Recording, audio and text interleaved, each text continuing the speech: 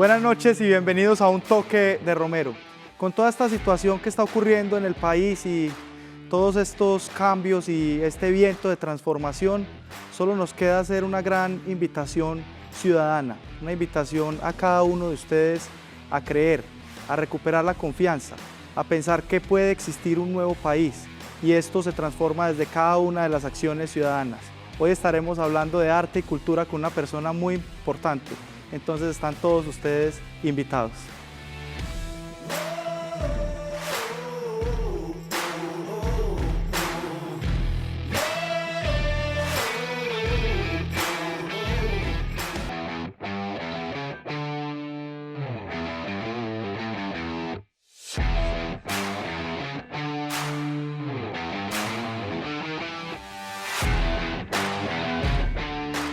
Estamos en Un Toque de Romero esta noche con una muy buena compañía que es la de Juan Pablo Penagos, uno de los jóvenes trovadores más importantes del país que nos va a estar acompañando y deleitando durante esta entrevista con su preciosa trova.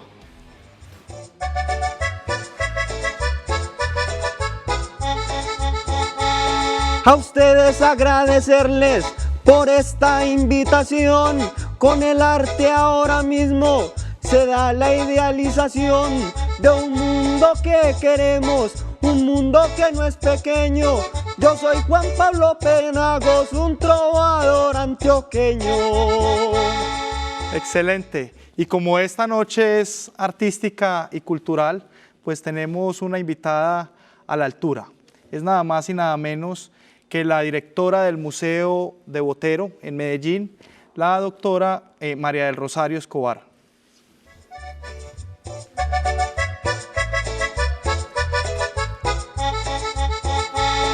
Saludemos a María del Rosario Escobar, una mujer cultural que nos viene a deleitar. El Museo de Antioquia, ahora de corazón, tiene algo muy bonito y está entre su gestión. Directora, buenas noches. Muy buenas noches. Usted? No, muy contenta, muchas gracias por invitarme, por invitar al museo a pasar esta noche en tan buena compañía. Para nosotros es muy importante. Quiero darles un saludo también en nombre de todos mis compañeros del museo. De verdad, muchas gracias. Es el Museo de Antioquia, no el Museo de Botero. El Museo de Antioquia, donde reposan muchas obras del maestro Botero, pero hay otras joyas impresionantes. Un museo es un espacio místico. Sí. Es un espacio que no es común para la ciudadanía entender qué es lo que pasa adentro. Uno creería que para visitar un museo tiene que ser una persona muy sabia o muy conocedora del arte y de la cultura, y casi que cuando uno ingresa se condiciona, ¿no? a cuidar los comentarios, a caminar despacio. Sí, mucha gente piensa que ir a un museo es como entrar a una iglesia o ir a una catedral, ¿cierto? Entonces hay que ponerse de cierta manera, no estar muy alborotado, no decir muchas cosas, alguien me va a escuchar diciendo alguna tontería, entonces me tengo que poner serio, poner así una cara como que algo muy grande está pasando, pero realmente inclusive las iglesias, las bibliotecas y los museos han pasado como por un proceso fuerte de quitarse ese pergamino, ese asunto tan adusto y conectarse con la vida cotidiana de la gente, porque un museo es como un cajón, el cajón del nochero, o un cajón especial o un baulito en donde uno guarda lo que no se quiere, uno quiere que lo acompañe toda la vida. Es un lugar donde uno también se puede divertir, pues, aparte de aprender. Donde uno puede sobre todo divertirse. Ir a un museo es divertido, porque es como ver un álbum de laminitas en tiempo real. Y también puede ver otra gente, y en esta pandemia es uno de los lugares más seguros para estar. El Museo de Antioquia es, digamos, el museo más importante de la ciudad. ¿Por qué es el museo más importante de la ciudad? ¿Qué obras alberga allí? Porque además es el segundo del país. Exacto. Bueno, el museo nació en 1881 como resultado del acto de independencia de esa naciente Antioquia. Y haber nacido en ese momento implica, para nosotros en la actualidad, una carga histórica y una responsabilidad muy alta con ese pasado, pero sobre todo una capacidad de mirar el presente como ningún otro. Por ejemplo, en el museo está la cédula real que habla pues que Medellín es una villa, para darles pues como, está una de las representaciones humanas más antiguas que se han encontrado. Están las obras del maestro Botero, como lo dijiste ahorita, está el maestro Francisco Antonio Cano, pero también están los artistas del presente, los jóvenes, están todos los movimientos políticos y activos en este momento también representados en el museo. Y todo eso está existiendo pacíficamente. Uno podría decir que los 140 años de historia que representa el museo está contenido en las obras que están en las diferentes salas. Y más allá, porque como el museo puede coleccionar por fuera de su tiempo, entonces tú puedes hacer un recorrido que va desde mucho antes del siglo XIX para instalarse en el presente. Y también hay arte contemporáneo. Sí, claro, claro. Nosotros hacemos una apuesta grande porque el otro tema con el museo es que no es un libro en donde las cosas empiezan aquí, pasaron por allá, o sea, no tiene un relato lineal. El museo ha cambiado eso bastante. Para los que fueron alguna vez chiquitos, pues ya no es el mismo museo, se los aseguro. Y el museo da saltos entre tiempos para explicar la actualidad. ¿Qué obra es la sensación en este momento? Que uno diría, yo tengo que ir al Museo de Antioquia porque allá está tal obra que es lo último que adquirió el museo, lo último en Guarachas, que tiene un valor histórico o un valor artístico por X o Y. Hay un clásico como la arepa, pues. O sea, la arepa del Museo de Antioquia es Horizontes.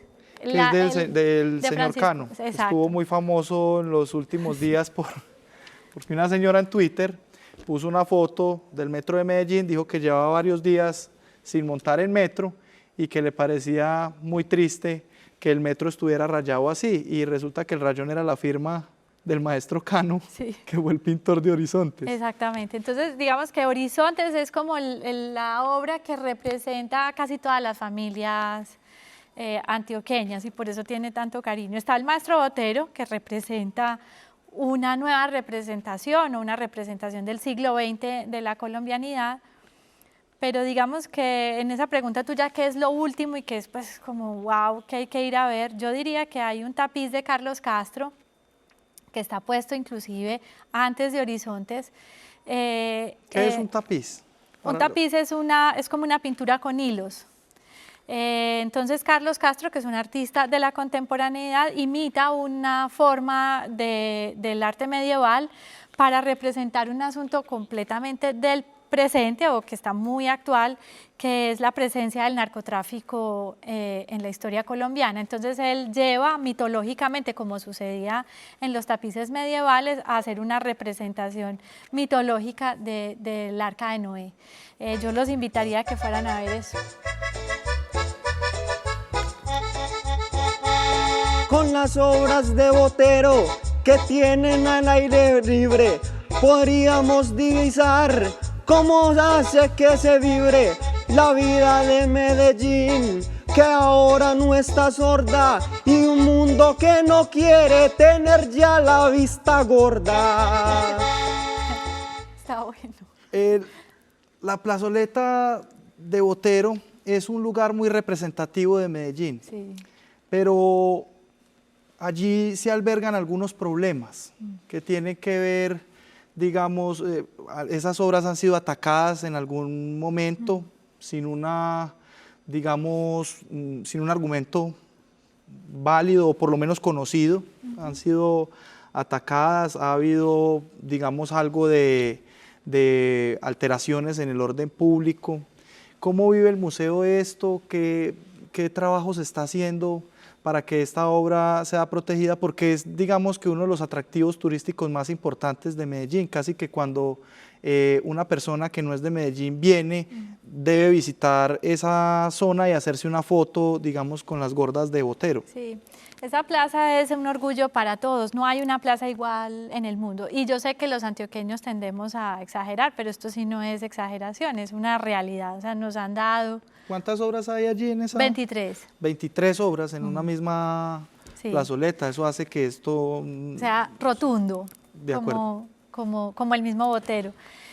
Lo que le pasaba a la plaza el año pasado tiene mucho que ver con la condición del espacio público, tanto en el año pasado como en este. Y también tiene que ver con que el museo estuvo cerrado por las condiciones mismas de la pandemia. Inmediatamente el museo abre, la relación entre calle y museo es completa. Es como cuando uno hace una fiesta en la cuadra es distinta. El museo es como una fiesta permanente en esa cuadra.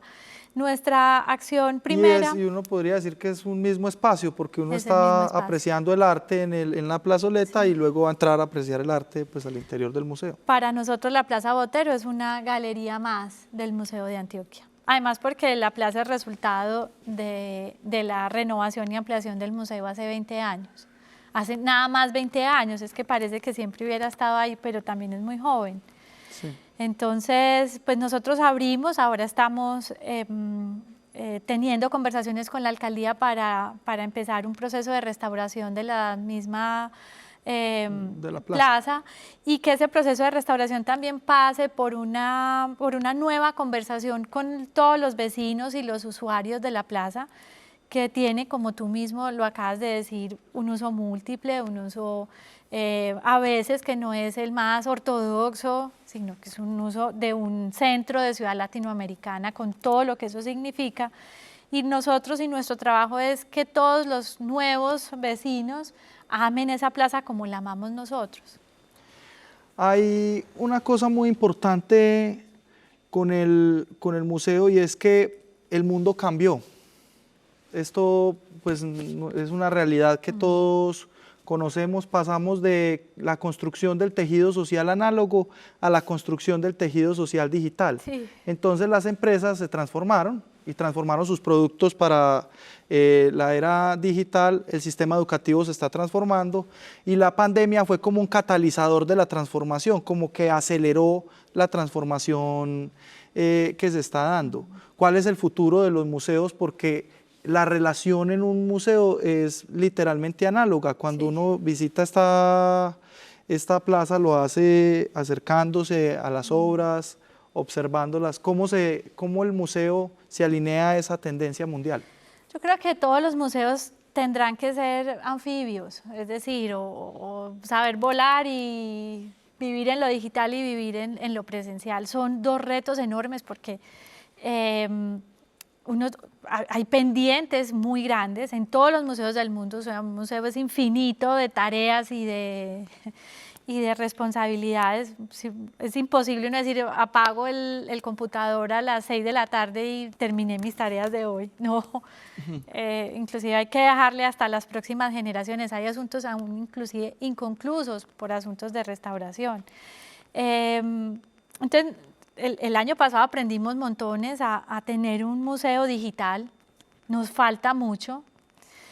Pero hay un museo digital hicimos. en una página del Museo de Antioquia. Claro, y Instagram hoy es como otra salita del museo. Sí, las redes sociales. Y Facebook es otra, y Twitter es otra, y la página web es otra, y las interacciones. Pero piensen solo eso. El museo tiene 7.500 piezas, pero no tiene 7.500 fotografías. O sea, no tenemos cada pieza fotografiada. Entonces, cuando vamos a redes, tenemos un museo tal vez con el 20 o 25% de esas 7.500. Entonces el museo ya se reduce un poquito.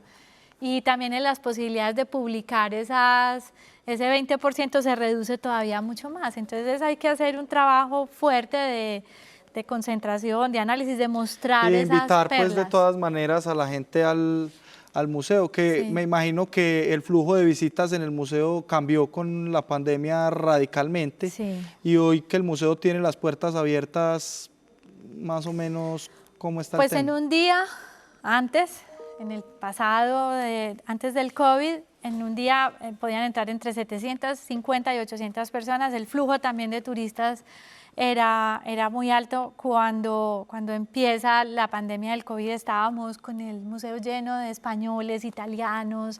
O sea, había como una efervescencia que de pronto frena en seco. Y hoy, en una semana, nos hacemos lo que antes nos hacíamos en un día. para nosotros, para los que están en sala todo el día, es un reto mental también. Imagínense uno... Estar encerrado en una sala sí, todo o sea, el día con un flujo bajito de visitantes. Eso es hay que saber también llevar el espíritu. Imaginen, pues yo me imagino que lo viven los que nos están viendo y atienden un restaurante o una tienda. Sí, es como si hubiéramos bajado de revolución en un segundo, pero los que están hoy en el departamento de comunicaciones dicen, uy, ¿qué es todo esto? En días anteriores el presidente de la República habló sobre un tema de una reactivación y una apertura nuevamente de esos espacios. ¿Hay una expectativa con respecto a esas declaraciones del...? Nosotros los que trabajamos en cultura vivimos con el corazón puesto en la persistencia. O sea, cuando uno tiene estos trabajos, uno es una persona resiliente, ¿cierto? Siempre, porque nunca tiene el sol de frente, siempre lo tenemos un poquito en el ocaso. Obviamente estamos esperanzados, pero sabemos que nos tardaremos un rato y sabes que no quiero sonar... lo que queremos es abrir todos los días. O sea, estamos como en el pequeño objetivo. Mañana vamos a abrir, el sábado otra vez. Algún día vamos a volver a abrir. Nosotros somos un museo que abre todos los días de la semana. Tuvimos que dejar eso. Usualmente los museos cierran un día para poder hacer su trabajo de mantenimiento. Nosotros somos un museo en caliente porque, como les decía ahora, la relación entre espacio público y museo es vital, entonces cuando cerramos cambia la zona. Sin duda. Entonces nosotros estamos en la firme intención de abrir todos los días de aquí a que ya no estemos en este planeta y se lo dejemos a la siguiente generación. Maravilloso.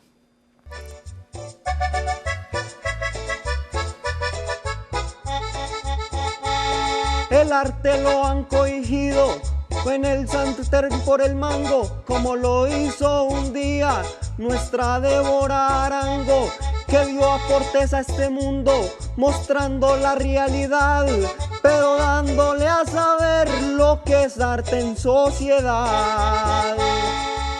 Hay por estos días una exposición muy importante en el museo que está relacionada con las mujeres. El papel de las mujeres es muy importante pues en esto de la transformación de la sociedad, no solo en el arte y la cultura, también en otros espacios. La construcción del tejido empresarial cambia cuando las mujeres están en la cabeza, los gobiernos cambian cuando las mujeres están en la cabeza. ¿Cómo es esa exposición que hay hoy en el museo? De hecho, usted es una mujer que dirige el museo más importante de Medellín y el segundo del país. ¿Cómo está esto de la exposición que hay en el museo por estos días y de qué trata? La exposición se llama De Anónimas a Manifiestas y la curó Juli Zapata, que hace parte del equipo de curaduría del museo. Es una exposición que los invito a todos a que la veamos porque pasa primero por revisar las fichas de registro del museo, en donde una obra que hay una altísima probabilidad de que la hubiera hecho una mujer, se cataloga bajo el nombre de anónimo. O sea, ni siquiera es una obra hecha por una artesana anónima, sino que ya de una vez tiene el genérico masculino. Y la idea es sacar esa catalogación tan genérica, esas obras que como un pañuelo bordado para el general Mosquera, es parte como de esa nueva recatalogación, inclusive del archivo mismo del museo, para darle lugar a las mujeres. Entonces, a partir de esa pieza empiezan a gravitar otras obras que hacía mucho tiempo no se exhibían, de artistas que estuvieron entre ese asunto de estar en la luz o en la oscuridad por las mismas condiciones del reconocimiento del arte. Esta acción artística específica crea conversación, ¿cierto?, sobre el papel de las mujeres en la sociedad. Nuestra sociedad colombiana hoy está pasando por un momento de cambio y de transformación. Hay una gente, que no voy a decir quién, ni cómo, ni cuándo, que está inconforme con el gobierno, una ciudadanía que está inconforme con el gobierno, y no voy a decir quién porque es gran parte de la sociedad la que está inconforme. Y yo siento que el arte y la cultura tienen un papel muy importante en ese sistema de apropiación que le permite a la ciudadanía tener una voz fuerte. Cuando decíamos al principio que el museo retrataba una historia del país, casi que es porque los artistas dejan la emoción que se siente en el momento, la dejan plasmada en su obra y en su arte.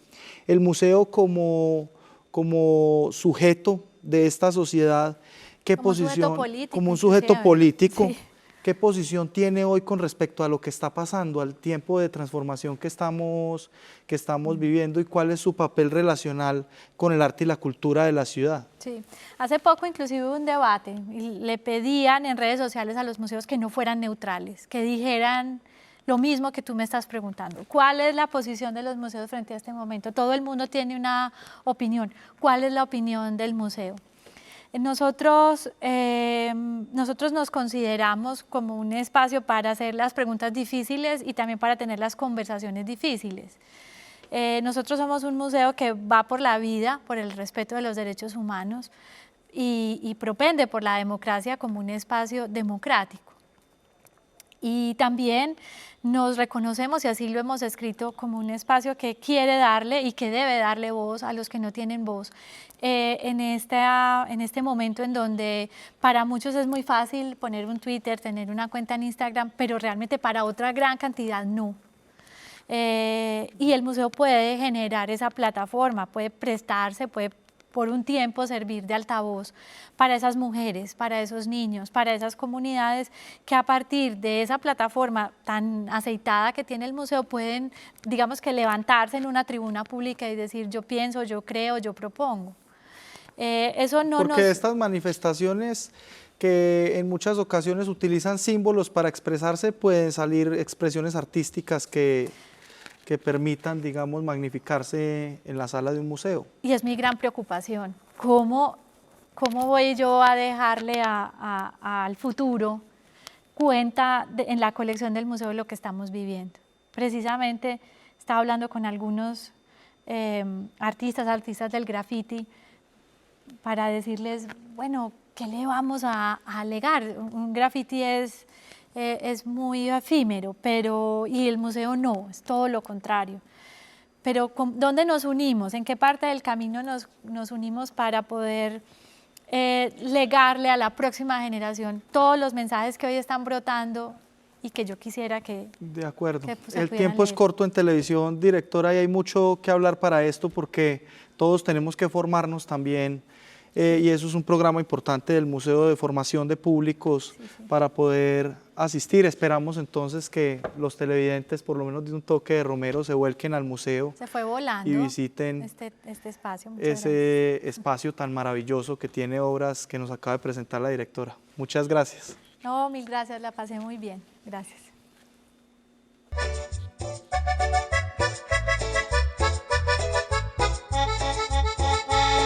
El arte hoy se hace presente, no es cosa aburrida, porque ahí estamos plasmando a Colombia y a su vida. Por lo tanto no reniego de aquel que quiere pintar lo que se está viviendo y que lo quiera plasmar. Muchas gracias.